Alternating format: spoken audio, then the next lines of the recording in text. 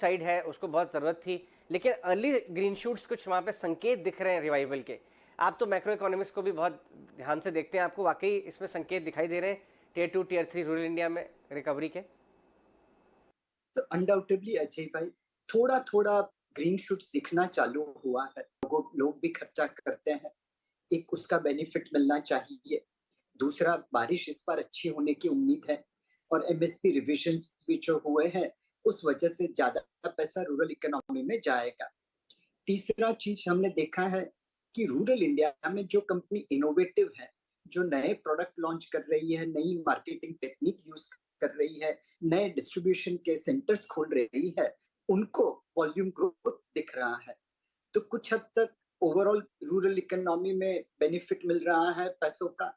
दूसरा, उन कंपनी जिन्होंने नए प्रोडक्ट या नई डिस्ट्रीब्यूशन के जरिए रूरल मार्केट को कवर किया है, उनको ज्यादा बेनिफिट दिख रहा है। जी की या 100 डे एजेंडा को लेके एक एक करके सारे मिनिस्ट्रीज अपना स्टांस बता रही हैं।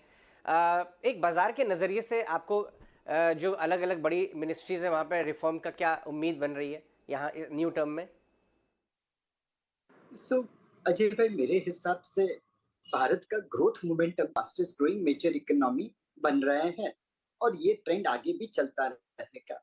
अब उम्मीद ये है कि हम मिडिल इनकम ट्रैप में नहीं फंसे।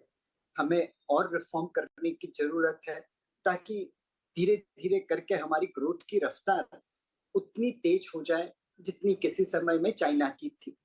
अब इसके लिए बेसिक रिफॉर्म्स करने जरूरी है। एंड वही 100 डे एजेंडा में हम देख रहे हैं कि एक के बाद एक मिनिस्ट्री विकसित भारत के लिए क्या करना चाहिए और वो क्या कर रहे हैं उसके ऊपर फोकस कर रहे हैं। यह एक जर्नी है, इसका डेस्टिनेशन इमीडिएटली तो नहीं आएगा, बट एज दे से well begin is half done.